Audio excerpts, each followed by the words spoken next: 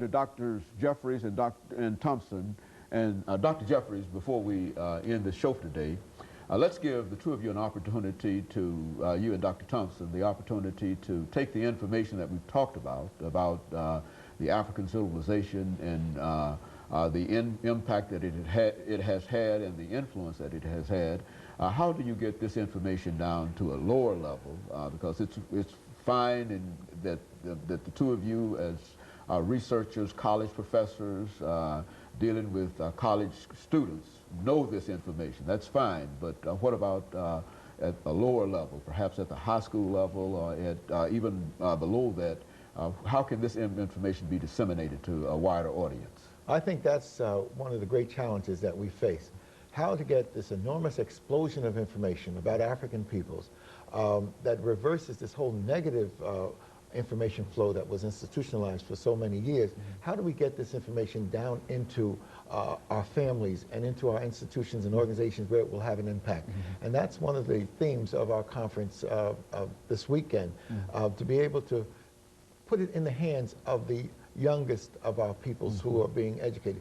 Why? Because knowledge is power, and that means knowledge of African peoples is empowerment for African peoples. So if our youngsters are constantly bombarded with the negative images, the Tarzan images, the Sambo images, then that negative projection falls on them. But if they know that African peoples were the founders of the human family, that they raised the pyramids and temples of the Nile to their consciousness of the spirituality and their God consciousness, that they invented mathematics and writing and philosophy, when this knowledge is put in the hands of our young people, it will give them greater strength and self-motivation. I was at an affair in the Black History Month where they had a school in which the preschool through grade 8 put on a program on history.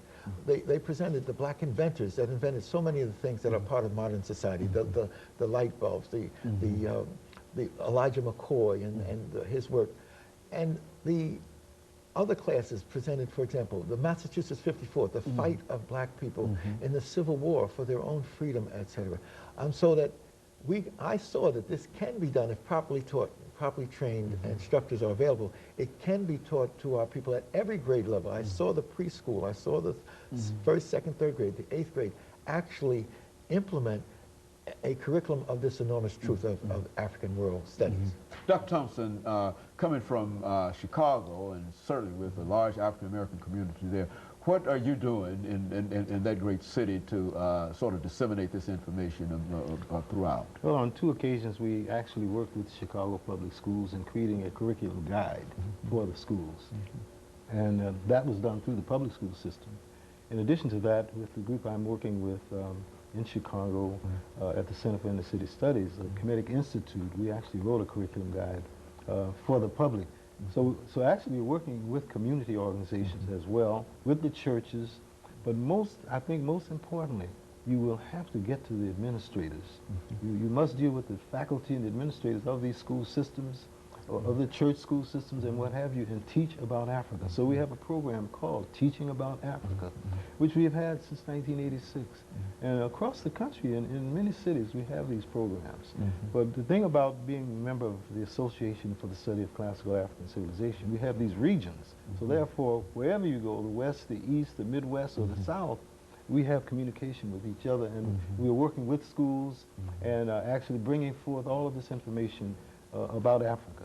The other thing is we cannot leave out the large, growing African communities coming from Nigeria, Ghana, Ethiopia, Eritrea, and all those places, South Africa, Zimbabwe, in Chicago, in Illinois, in Michigan, in New York, and what have you. Here in so now linking up with these organizations, these groups, I would consider to be most important. Very good. And of course, I think that in order to do this, Dr. Jeffries, this requires quite a bit of resources from organizations like the organization that you have. And what are you doing, and how do you reach out in order to get people to support what you're doing financially? Well, fortunately, we are self-funding.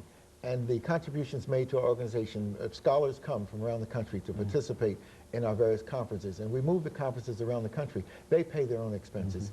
And the purchase of books and other materials, tapes, helps to create the funds of money necessary for us to do the things that we have to do.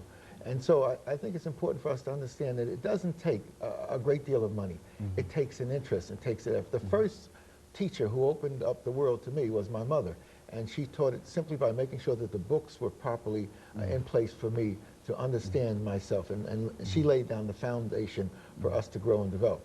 So our people have to start to be critical in how they spend their monies. We earn great deals of money, and we have them, but it all doesn't have to go for cars and for big homes. You've got to have a library in that home, and you've got to have your youngsters knowing that they're heading for higher education and for a greater fulfillment of their lives. You know, Dr. Thompson, I think one of the organizations that has played a very, very significant role in terms of trying to spread the African civilization has been the Black Studies departments all over the nation. Over the last 3 or 4 minutes, 3 minutes that we have here, you and Dr. Jeffries, why don't you give us some statements in reference to these organizations, these so-called Black Studies departments, and whatever, on not only historically Black institution campuses, but campuses all over the nation. Let me just say one thing. We have a website. It's ASCAC, A-S-C-A-C. ASCAC. ASCAC.org. No, go ahead. Yes, and in that website they can connect with a lot of the activities going on around the world in terms of these organizations. But it's important that you mentioned the Black Studies. I was one of the founders of the Black Studies movement in New York and also on the West Coast. I set up the Black Studies Department at San Jose State University. And right now, as we speak, the National Council for Black Studies, which was formed in the 70s, just as we formed the Association for the Study of Classical African Civilizations in the 80s when this explosion about the Nile Valley took place, the National Council of Black Studies is meeting in Atlanta as we speak. And hundreds of scholars like ourselves and teachers and many, many hundreds of students are meeting doing some of the same things. I wish I was 2 people now, or I wish I had a helicopter. I could be here in Nashville and participate, and I could fly off to Atlanta and participate. My nephew, Dr. Hassan Jeffries, who's now at the University of Alabama, Tuscaloosa, he's presenting in Atlanta, and he will be awarded his PhD in May from Duke University. He was raised with this consciousness of world studies, so he can move in the African world, but he did his PhD on Lowndes County Freedom Party in Alabama.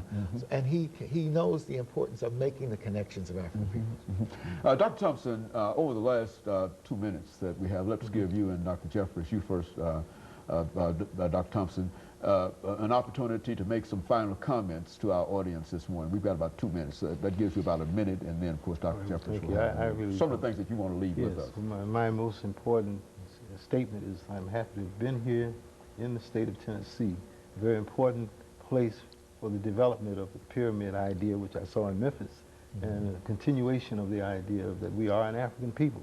And I think that's most important. Dr. Jeffries. And I would like to say, as Frederick Douglass said, in struggling against enslavement, if there is no struggle, there is no progress. And we have to continue to struggle so that progress can be realized. And I would like to say that I want to thank you in Tennessee for inviting us, and because I was affiliated with a son of Tennessee, Alex Haley. I worked with Alex for 7 years and helped him develop the Whole Roots program. And Alex showed that with perseverance and understanding, these enormous truths about us as world peoples can be revealed. And the Whole Roots phenomena is an example of African world studies. And it begins here in Tennessee, where Alex's family gave him the foundation and the interest to allow him to connect with Africa. Over the last half minute, where did you meet Mr. Haley, and say something about that? As I set up the Black Studies Department at San Jose State in California, in San Jose, he was in San Francisco working on the idea for Roots and trying to develop it. And he met some people who, because he had this great interest in reaching into Africa, who knew me and then my experience of going back and forth to Africa many times and studying. So we connected in 1971. 1972, we got a $500,000 grant from the Carnegie Corporation to look at the Black family worldwide. And we put on board teams of scholars that participated in this enormous work. So a great credit goes to Alex Haley, a son of Tennessee, for his contribution to African World Studies. As well as you, Dr. Jeffries, and of course, Dr. Thompson. Let me thank the two of you for coming by and giving us that information, and let me encourage our audience to tune in again next week for another informative edition of Comments. Thank you and good morning.